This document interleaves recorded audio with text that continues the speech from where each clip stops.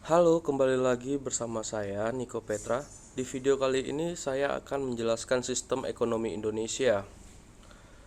Pengertian sistem ekonomi. Menurut Chester Bernard adalah suatu kesatuan yang terpadu secara holistik yang dimana di dalamnya terdiri atas bagian-bagian dan masing-masing bagian memiliki ciri dan batas tersendiri. Sistem merupakan seperangkat unsur yang saling terkait dalam suatu antarrelasi di antar unsur-unsur tersebut dengan lingkungan. Menurut Anatol, sistem adalah suatu kumpulan kesatuan dan perangkat hubungan satu sama lain. Ekonomi. Ekonomi adalah sistem aktivitas manusia yang berhubungan dengan produksi, distribusi, pertukaran, dan konsumsi barang dan jasa. Kata ekonomi itu sendiri berasal dari kata Yunani, yaitu keluarga rumah tangga, dan namos atau peraturan-aturan hukum, dan secara garis besar diartikan sebagai aturan rumah tangga atau manajemen rumah tangga. 3. Sistem ekonomi. Menurut Dumairi, sistem ekonomi adalah suatu sistem yang mengatur serta menjalin hubungan ekonomi antara manusia dengan seperangkat kelembagaan dalam suatu tatanan kehidupan. Selanjutnya dikatakan pula bahwa suatu sistem ekonomi tidaklah harus berdiri sendiri, tetapi berkaitan dengan falsafah, pandangan, dan pola hidup masyarakat tempatnya berpijak. Pengertian sistem ekonomi ialah mencakup seluruh proses dan kegiatan masyarakat dalam usaha memenuhi kebutuhan hidup atau mencapai kemakmuran. Sistem ekonomi adalah suatu kumpulan dari aturan-aturan atau kebijakan-kebijakan yang saling berkaitan dalam upaya memenuhi kebutuhan untuk mencapai kemakmuran. Sistem ekonomi yang dianut setiap bangsa bersifat khas. Untuk membedakan bisa dilihat dari sudut pandang, yaitu ada 3 poin. Poin yang pertama ialah sistem pemilikan sumber daya atau faktor-faktor produksi. Yang kedua adalah kebebasan masyarakat untuk dapat berkompetensi antara satu dengan yang lain.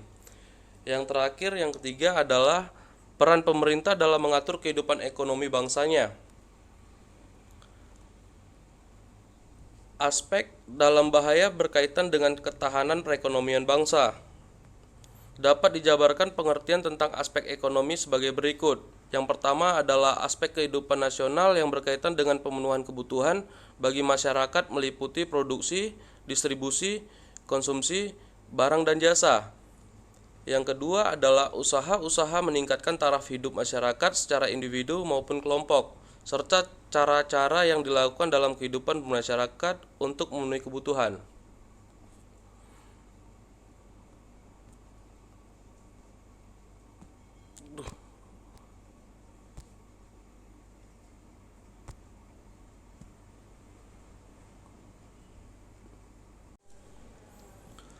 Landasan sistem ekonomi Indonesia.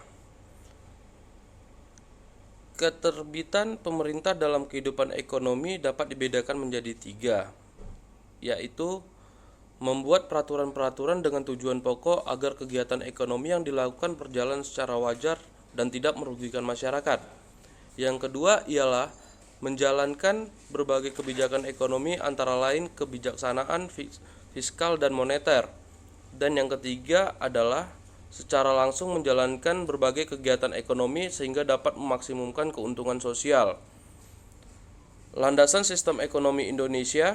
Secara normatif, landasan sistem ekonomi Indonesia adalah Pancasila dan Undang-Undang Dasar 1945.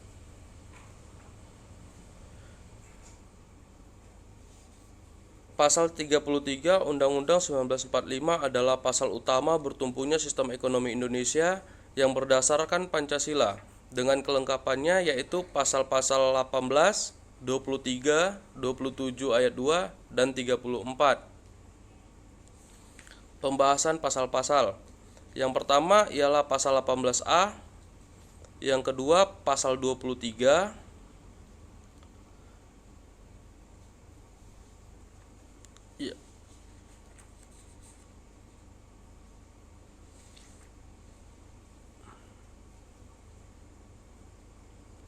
yang ketiga pasal 27,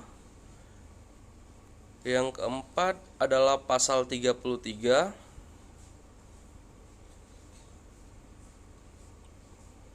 Perekonomian nasional diselenggarakan berdasarkan atas demokrasi ekonomi dengan prinsip kebersamaan, efisiensi, berkeadilan, berkelanjutan, berwawasan lingkungan, kemandirian, serta dengan menjaga keseimbangan, kemajuan, dan kesatuan ekonomi nasional.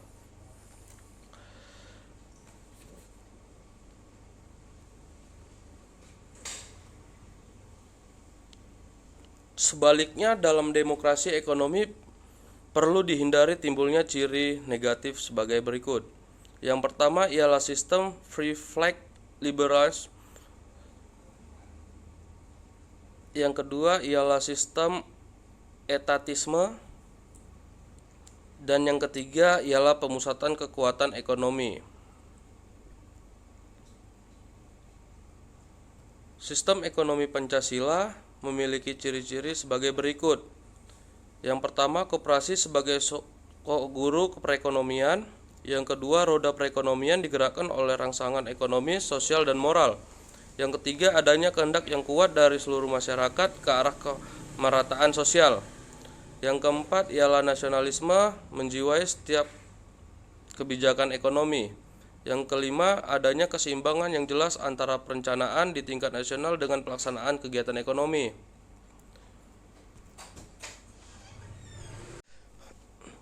Unsur-unsur kebijakan ekonomi.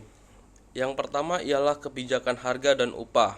Melindungi konsumen ditetapkan harga maksimum, melindungi produsen ditetapkan harga minimum.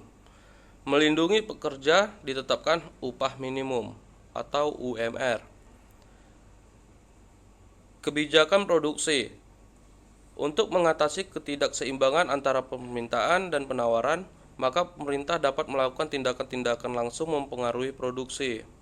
Yang ketiga ialah kebijakan perdagangan. Dikenal kebijakan proteksi yang terdiri dari tindakan-tindakan yang bertujuan untuk membatasi impor dan memajukan ekspor guna melindungi industri dari persaingan dengan industri di luar negeri.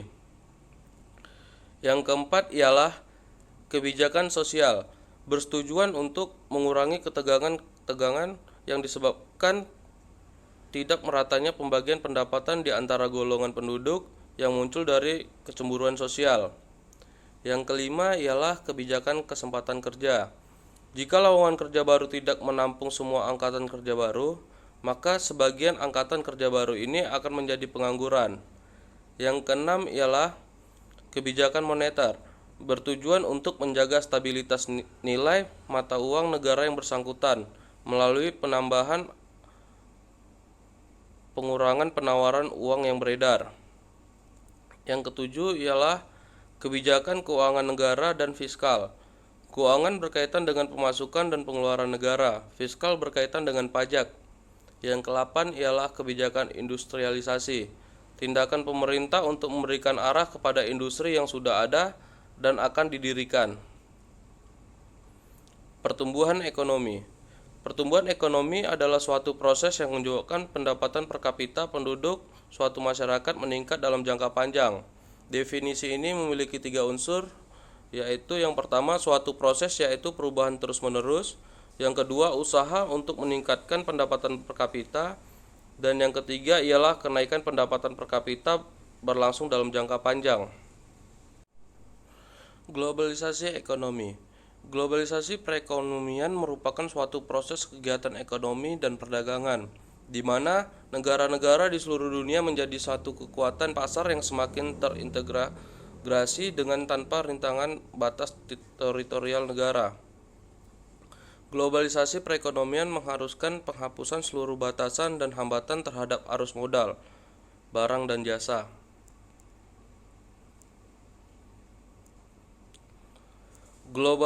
Globalisasi produksi, di mana perusahaan berproduksi di berbagai negara dengan sasaran agar biaya produksi menjadi lebih rendah. Hal ini dilakukan baik karena upah buruh yang rendah, tarif biaya masuk yang murah, infrastruktur yang memadai, ataupun karena iklim usaha dan politik yang kondusif. Dunia dalam hal ini menjadi lokasi manufaktur global. Globalisasi pembiayaan. Perusahaan global mempunyai akses untuk memperoleh pinjaman atau melakukan investasi, baik dalam bentuk portofolio ataupun langsung di semua negara di dunia.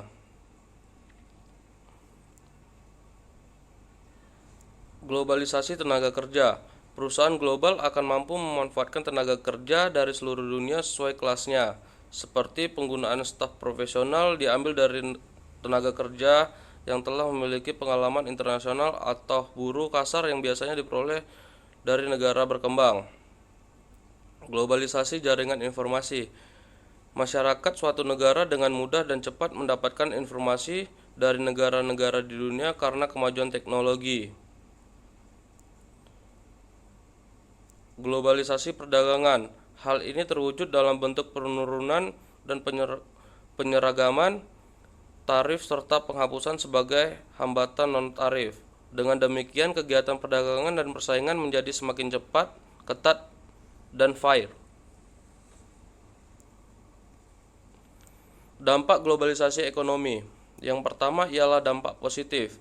Dari aspek kreativitas dan daya saing dengan semakin terbukanya pasar untuk produk-produk ekspor, maka diharapkan tumbuhnya kreativitas dan peningkatan kualitas. Dampak negatif, kondisi di mana kapabilitas daya saing yang rendah dan ketidakmampuan Indonesia mengelola persaingan akan menimbulkan mimpi buruk bagi perekonomian negeri ini. Perlunya pemerintah yang pro rakyat, pentingnya kebijakan protektif bagi industri dalam negeri, harus mengembangkan lokal ekonomi, perubahan alokasi anggaran di sekitar rakyat, pasar domestik, dan fasilitas publik.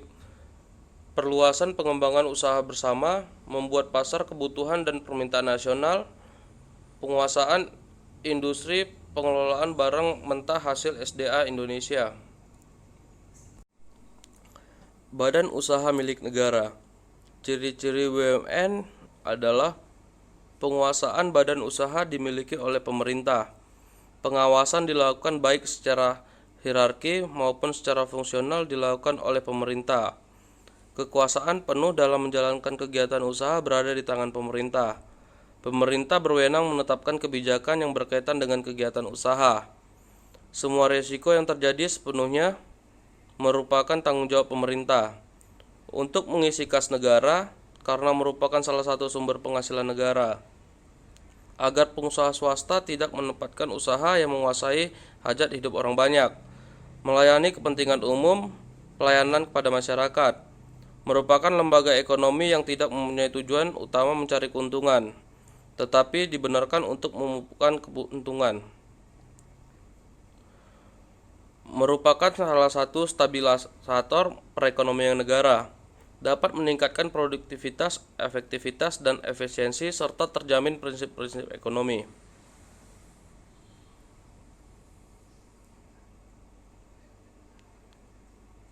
Jenis-jenis BUMN. Perusahaan perseroan atau persero. Perusahaan persero adalah BUMN yang membentuk perseroan terbatas atau PT yang modal atau sahamnya paling sedikit 51% dimiliki oleh pemerintah, yang tujuannya mengejar keuntungan. Maksud dan tujuan mendirikan persero ialah untuk menyediakan barang atau jasa yang bermutu dan berdaya saing kuat dan mengejar keuntungan untuk meningkatkan nilai perusahaan. Ciri-ciri persero adalah sebagai berikut.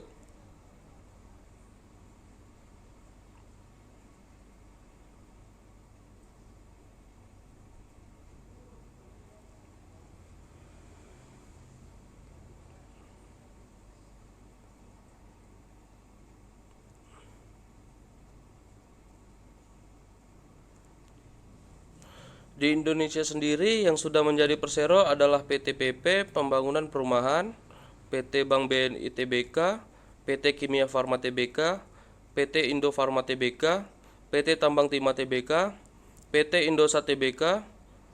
Pada akhir tahun 2002, 41,94% saham persero ini telah dijual kepada swasta, sehingga perusahaan ini bukan BUMN lagi, dan PT Telekomunikasi Indonesia Tbk, PT Garuda Indonesia Airways atau GIA.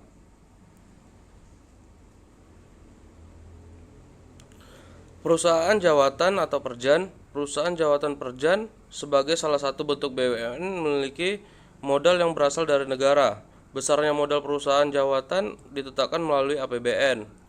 Ciri-ciri perusahaan jawatan antara lain sebagai berikut: memberikan pelayanan kepada masyarakat, merupakan bagian dari suatu departemen pemerintah, dipimpin oleh seorang kepala yang bertanggung jawab langsung kepada menteri atau dirjen departemen yang bersangkutan.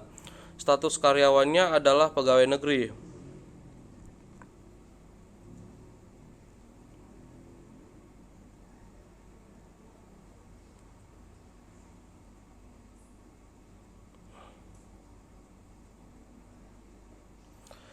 Perusahaan umum atau perum. Perusahaan umum atau perum adalah suatu perusahaan negara yang bertujuan untuk melayani kepentingan umum, tetapi sekaligus mencari keuntungan.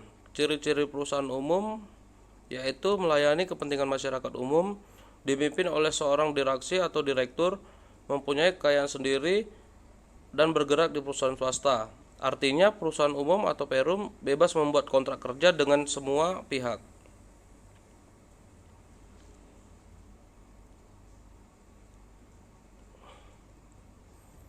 Badan Usaha Milik Daerah atau BUMD.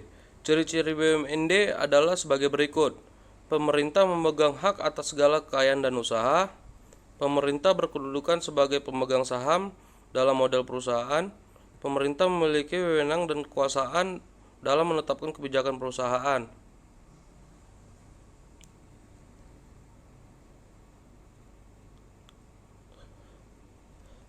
Tujuan pendirian BUMD: memberikan sumbangsi pada perekonomian nasional dan penerimaan kas negara, mengejar dan mencari keuntungan, pemenuhan hajat hidup orang banyak, perintis kegiatan-kegiatan usaha, memberikan bantuan dan perlindungan pada usaha kecil dan lemah. Koperasi. Prinsip koperasi terbaru yang dikembangkan Federasi Koperasi Non-Pemerintah Internasional adalah keanggotaan yang bersifat terbuka dan sukarela, pengelolaan yang demokratis, partisipasi anggota dalam ekonomi, kebebasan dan otonomi, pengembangan pendidikan, pelatihan, dan informasi. Di Indonesia sendiri telah dibuat Undang-Undang Nomor 25 Tahun 1992 tentang perkoperasian. Prinsip koperasi menurut Undang-Undang Nomor 25 Tahun 1992 adalah keanggotaan bersifat sukarela dan terbuka. Pengelolaan dilakukan secara demokrasi. Pembagian SHU dilakukan secara adil sesuai dengan jasa usaha masing-masing anggota. Pemberian balas jasa yang terbatas terhadap modal, kemandirian, pendidikan perkoperasian, kerjasama antara koperasi. Jenis koperasi menurut fungsinya. Koperasi pembelian, pengadaan, atau konsumsi adalah koperasi yang menyelenggarakan fungsi pembelian atau pengadaan barang dan jasa untuk memenuhi kebutuhan anggota sebagai konsumen akhir. Koperasi penjualan, pemasaran adalah koperasi yang menyelenggarakan fungsi distribusi barang atau jasa yang dihasilkan oleh anggotanya agar sampai di tangan konsumen. Koperasi produksi adalah koperasi yang menghasilkan barang dan jasa di mana anggotanya bekerja sebagai pegawai atau karyawan koperasi. Jenis koperasi berdasarkan tingkat dan luas daerah kerja. Yang pertama ialah koperasi primer, yang kedua koperasi sekunder,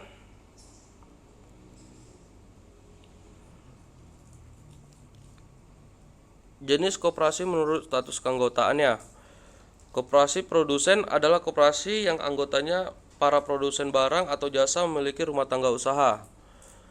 Sedangkan koperasi konsumen adalah koperasi yang anggotanya para konsumen akhir atau pemekat barang jasa yang ditawarkan para pemasok di pasar. Sejarah koperasi di Indonesia. Koperasi di Indonesia menurut Undang-Undang tahun 1992 didefinisikan sebagai badan usaha yang beranggotakan orang-orang atau badan hukum koperasi dengan melandaskan kegiatan berdasarkan prinsip-prinsip koperasi sekaligus sebagai gerakan ekonomi rakyat berdasar atas asas kekeluargaan.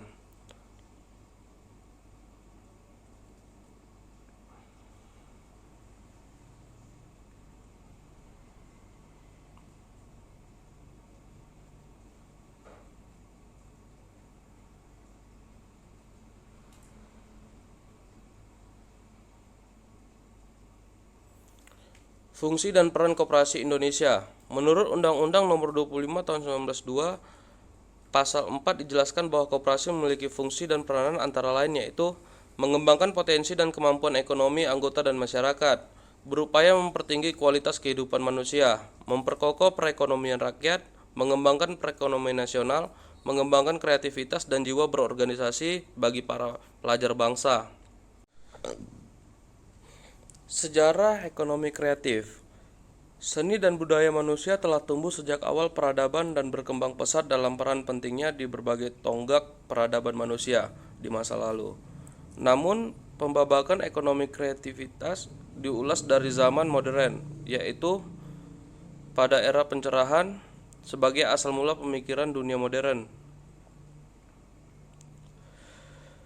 Menurut definisi John Hawkins, ekonomi kreatif adalah kegiatan ekonomi di mana input dan outputnya adalah gagasan. Menurut Hermeiser dalam buku Menangkap Peluang Usaha. Menurut pakar bisnis J.C. Leriche dalam sebuah hasil risetnya menemukan bahwa keyakinan untuk memanfaatkan momentum, artinya kita harus pandai-pandai mencari celah dan memanfaatkan, dan ini sangat erat kaitannya dengan analisa SWOT.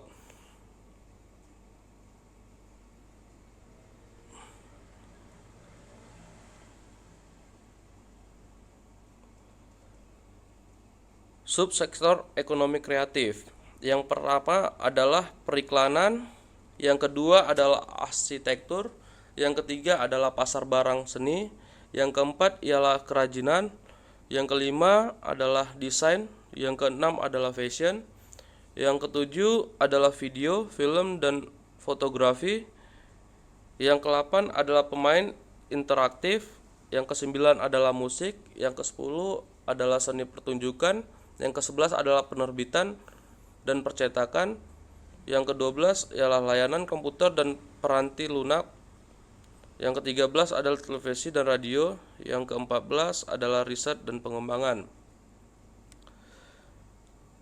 Contoh ekonomi kreatif bisa kita lihat di sini seperti gambar berikut.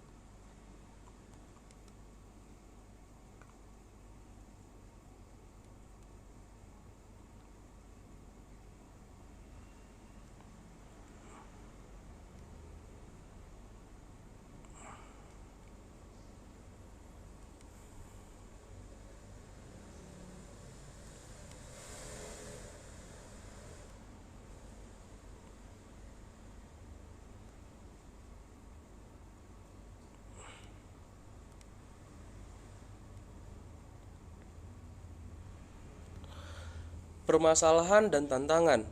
Orientasi kebijakannya hanya untuk membina potensi atau merawat potensi kreatif penduduk Indonesia sehingga bernilai ekonomi.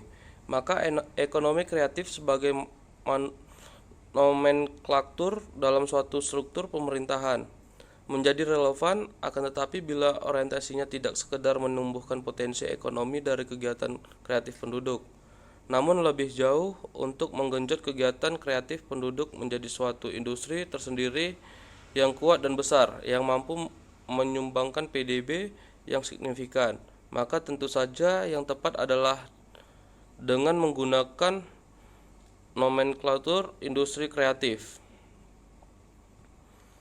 Kreativitas yang dituntut dalam ekonomi kreatif bukan hanya sekedar memodifikasi ulang, menciptakan produk baru.